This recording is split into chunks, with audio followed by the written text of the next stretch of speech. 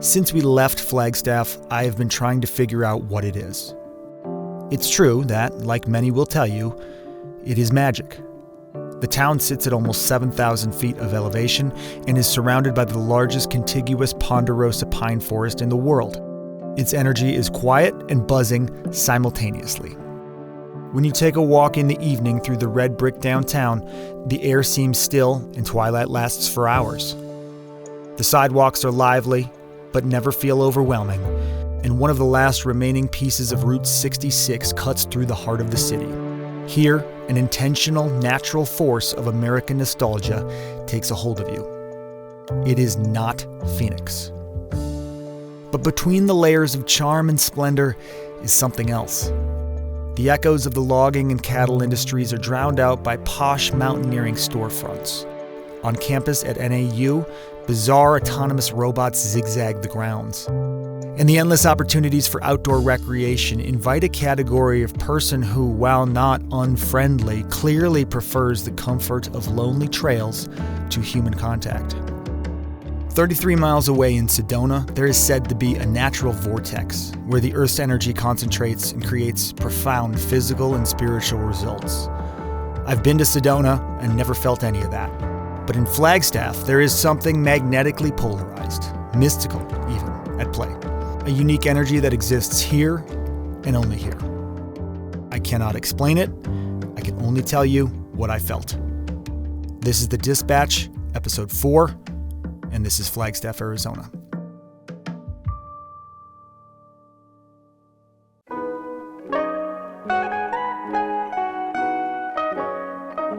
Ben, hi, Ben. Can you hear us, Ben? Ben, we are hungry. Come in.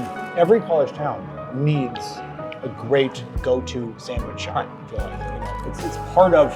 You need a campus. You need a dive bar, like a watering hole. You need a good sandwich shop. You need an iconic sandwich shop. They have to serve beer. If Yes. no beer, Yes. then it's just a corporate sandwich shop. Yes. Like, this is a serious sandwich. This is roughly 6 pounds of sandwich here collectively. This is 2 people's food for 2 meals. Look at this. This is sandwich, huge. The sandwich is bigger than my head. Look at this. Crystal Creek Sandwich Company is a Flagstaff mainstay. The owner is the only person I've heard of that turned down a visit from Guy Fieri. I was too nervous. Really? Yes. He was going to come with Diners, Drive-Ins, and Dives? Yes, that was like 3 years ago. That's actually a power move to tell him no. Tell me about Crystal Creek. How long have you owned the place? Crystal Creek, it's been here 43 years altogether. Yeah, it's been here so long, and it's been like a landmark maybe. That's what they always say. Yeah. So. A good sub may be the best base for setting out on an adventure, and adventure we will. Briefly, we make a visit to campus at Northern Arizona University, a major factor in what Flagstaff is. It's got one of the more interesting athletic facilities in the country. It's also got a giant statue of the mascot, the lumberjack. I wonder if the students get drunk and try to climb him. Have you ever heard of that? I've never heard of that. I know he has been replaced a couple times. Yeah, no, he looks relatively new. Yeah, it's not a hatchet, right? Yeah, it's an axe, Yeah, for sure. For sure. So you were saying that at one point, One point, the largest wooden structure in the world. wow. It's kind of impressive. So, football, Yeah. men's basketball, and indoor track. It all occurs in here? It all happens in here. The J. Lawrence Walkup Sky Dome, simultaneously impressive and peculiar, a union I will get used to during our stay in town. It is truly enormous in a palpable way. Inside, at least when it's empty, one feels almost uncomfortably small. Charity Stowell, the Dispatch's fearless producer, went to school here. She also ran track and cross country. She is, through and through, a lumberjack, or lumberjill, as it were. When you went to school here, did it ever feel like, this is a small town, I need to get out? 100%. Really? Yeah. As soon as I graduated, could not wait to leave, which is so weird to think about now because it's literally one of my favorite places ever. I'm reminded of Andy Bernard's desire to know we're in the good old days when we're in them. Try as one might, it never seems to work that way.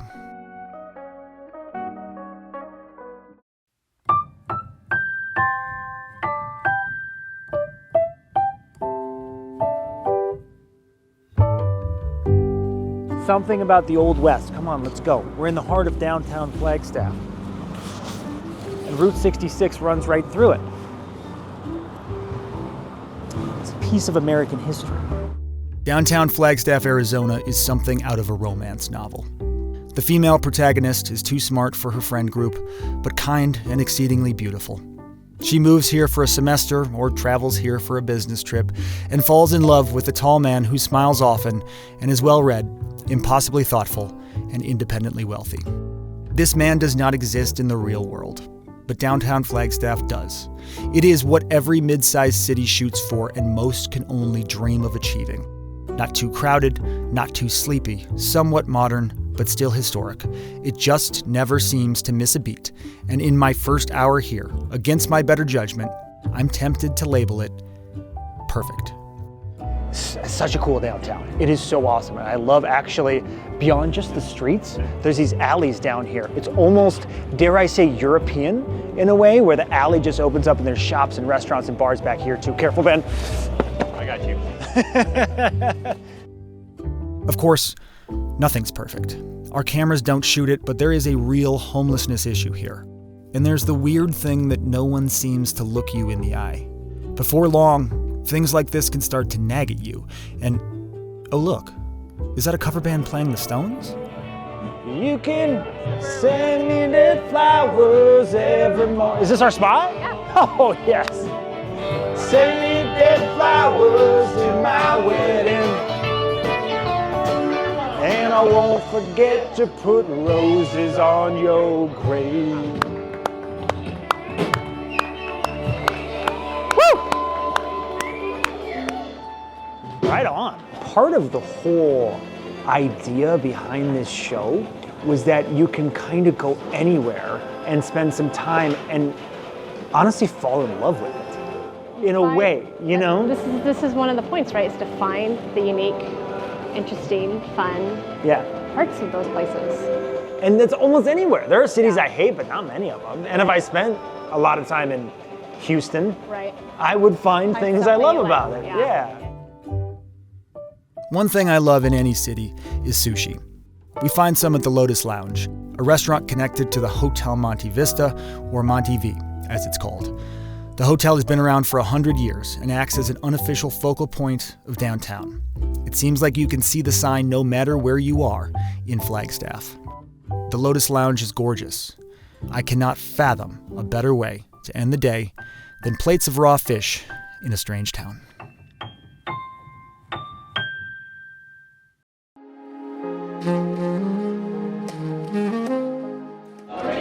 99% of the time, I am a drip coffee guy.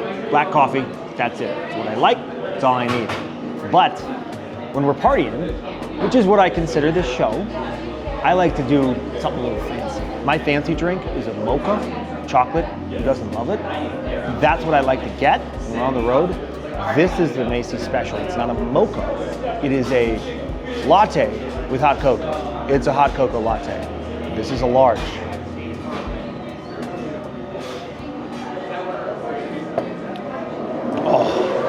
It's got a layer of foam on the top that's like a half-inch thick, maybe even more.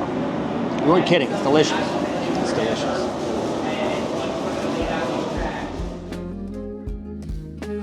Well, I mean, the sky is perfect here. The sky is perfect here. And Flagstaff is known as what? It's the first international dark sky city. Dark sky city. Yes. So, yeah. If you want to come to the International Dark Sky City and observe the stars and all the wonderful things that come with that, naturally you would want to go to the observatory. It's the Lowell Observatory, yes. Yeah. This is where the planet Pluto was discovered. Dwarf planet. That's what it is now? I think so. It's up here, basically above town, on top of this hill. Very cool. Great view looking down the path. So it's a perfect spot to have an observatory. Yes. What's it like in the inside? We would love to be able to show it to you, the viewer. However, they wouldn't let us in. No, denied. Hey, I can't fault them. I can. We would like to talk about what amazing, cool things you're doing here, and it was no. Decline. It's okay. That's right. But we're still here, and we're still delivering the story. And we want to acknowledge the great things that the scientific community is adding to the International Dark Sky part. Yes. We just want to see it. Yes, we would love to see it. But You can imagine it's great. Yeah. So that's it. Let's go to a sawmill. The pine forest surrounding Flagstaff spans 2.6 million acres and stretches from New Mexico to the south rim of the Grand Canyon. The lumber industry has deep roots here. The first sawmill was opened by Mormon missionaries on the south side of town in 1882. Flagstaff's location on the railroad made it an ideal hub for logging and processing pine. Now, timber has taken a backseat to tourism, and much of the industry is controlled by corporate sawmills hundreds of miles away. But there are still small, locally operated sawmills like this one, processing wood every day. And so when we rolled up here, Deric said, "Oh, this will be interesting to hear what a real man does for work." So it's a really cool job. Yeah. Simple, base level. Yeah. What do you guys do here? Yeah, so my name's Silas. This is AP Sawmill, Flagstaff, Arizona. It's basically logs to lumber, so we're kind of doing what people in this area have been doing for the last 150 years. We bring in loads of logs and then we process it into rough lumber. Logging in Arizona today isn't clear-cutting or deforesting. It's precise forestry management, removing just enough timber to thin the forests and hopefully stave off major wildfires. Operations like this keep the wood local and sell it to small builders and families around town. Right now there's a lot of thinning in the forest, so thinning to prevent the buildup of too much woody biomass and avoid the big, catastrophic wildfires that are common here in the West now. Between the timber industry and the cattle industry, that was the main reason people came here, The tourism and things that the town survives on today, of course, is, the last 50 to 100. But originally people came here to work in the forest and in the timber industry. So, that's the culture of the town. There's not as much of it left now, but Flagstaff's a running town now. It's on the map, there's a lot of running here. We have the university here, so a lot of people come here for university, families come here. Okay. Sam, what are you doing? Stretching. We're preparing. I'm gonna go on a run. So Charity, turns out, we knew this, she was a cross-country and track?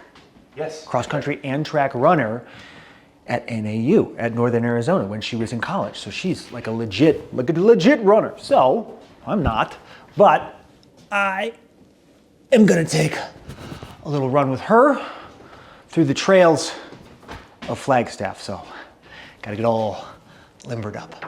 Oh, yeah, that hurts. Many assume when they see my build and disproportionate leg length that I am a natural runner. I am not. I don't know how to describe it, other than it always just seemed like a struggle. But in recent years, I have found the joy in embracing that struggle and going for the occasional run. And of the categories of runs, I do believe my favorite is the vacation run. Unshackled with the need for equipment or directions to an inadequate hotel gym, all you need is a pair of shoes. You simply walk out the front door and point in a direction and go. And in the process of simply exercising, you explore. It is the single best way to see a new city. Usually, though, I'm not in the company of a former Division I athlete. But that's the beauty of running. Anyone can do it. From a finely tuned machine to a clumsy old ostrich like me. One of the benefits of Flagstaff, one of the unique parts of Flagstaff is it really is this endurance capital of the world. People will consider it because you train up here and then compete at sea level. It's such an advantage. There's not too many cities at 7,000 feet.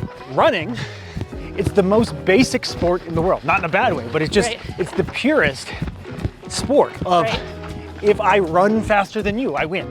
Right. That's generally, I would say that's true, but I think people would be surprised that there is a fair amount of strategy.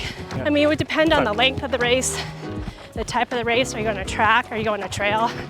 When you're on a team, it's true, like your coach might say, I want these three to stay together, maybe a bit behind, but keep them in sight so that you can close on a race. I do believe that any town is runnable, but this town especially so. We started off on Flagstaff's ample trail system, and now we wind our way down the hill through town. Watching the transition unfold on foot, from dirt and pines to tree-lined city streets, you understand what they mean when they say this place is magic. The mountain air, the changing leaves, the wide city streets that never seem too busy. It's pure. We're several miles in, and an idea presents itself. And this is the dive bar. I was going to take you guys to Sportsman. I don't have my wallet. I could stop in for a beer.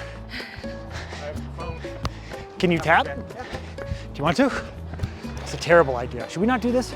If you have a light beer, I Light think beer, yeah, let's go. This is one of your spots, yeah?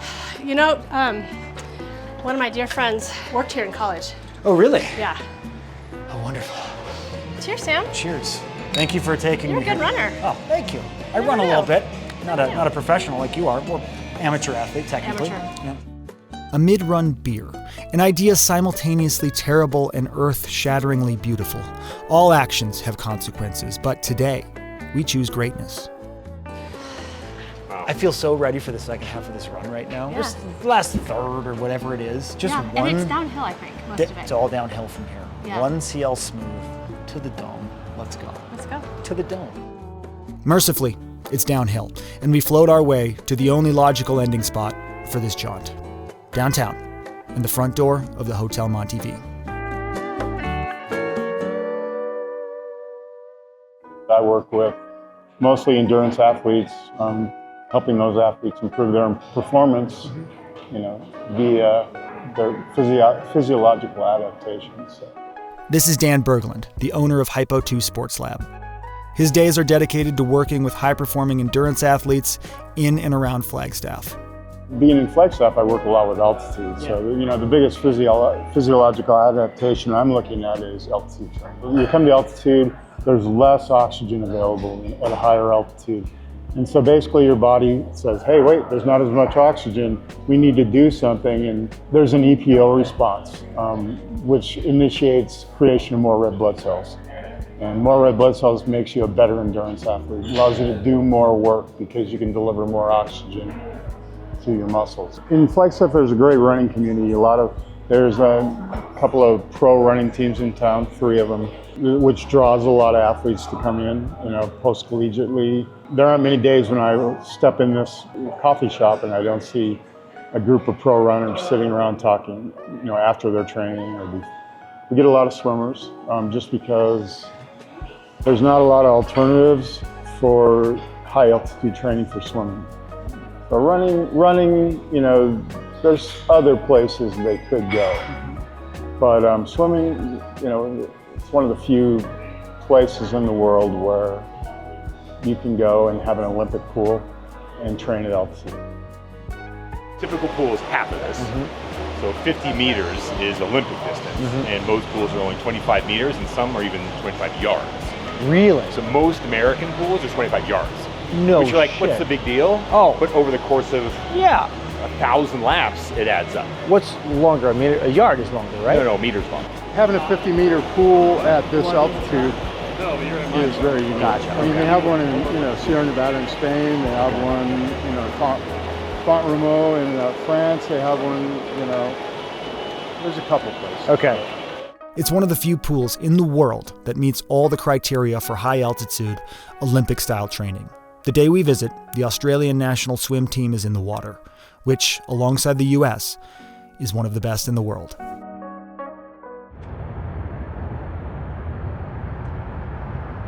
There's all these little robots on campus, and it is, at the beginning it's like, oh, it's kind of cool. You see one, and then you see another, and another, and another. And it's very bizarre. It's sort of like a dystopian, something is about to occur. Like, look at this.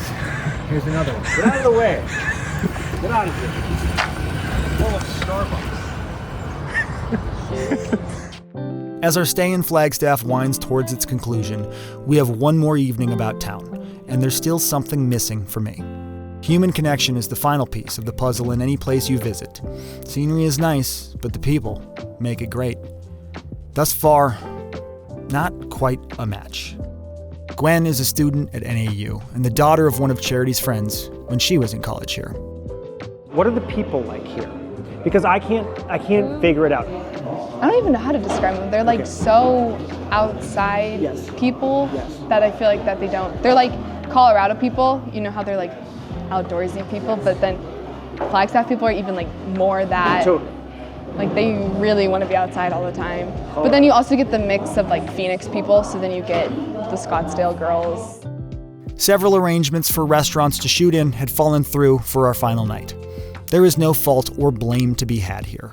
When 4 people you don't know ask to invade and disrupt your establishment under the guise of some ambiguous travel show, no thank you is a perfectly sensible answer. And in these interactions, I am reminded of the swimmers training in the pool from earlier today. Necessarily silent, with the world around them drowned out, not bothered by the presence of outsiders, but focused solely on the task at hand. It's the way we all can be, sometimes. But then, Charity notices an unassuming burger shop on the map and makes one more phone call. She's greeted by a friendly voice worthy of the warmth of Chadron, Nebraska, and he says, "Come on by. We just got through our rush." And upon arrival, we realize that this modest hamburger restaurant is anything but. This place was named Best Burger in Arizona by USA Today. They have numerous other rewards. For a burger, that means something. I believe in this burger. I'm going to destroy this burger. And I believe in you. And if you stop believing in you, sometimes all you need is a delicious hamburger to rekindle that belief. All right, all of our burgers will come with an English muffin. They're served on an English muffin. And then it will come with fries, which are seasoned with herbes de Provence. And then it will be served with a slice of lettuce, tomato, and a pickle spear. This is just, yes.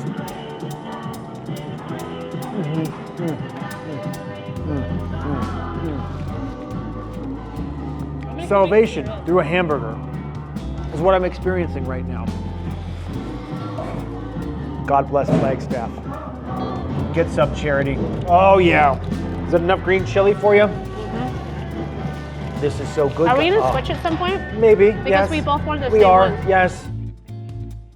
Few things can center a man like a good, greasy hamburger. And it is over this meal that I'm reminded that everything you need is inside of you and everything you want is all around you. And most of the time, the way to achieve connection and fulfillment is to slow down and stop trying so damn hard. I still don't completely understand this place. Maybe it's better that way. See you next time, friends.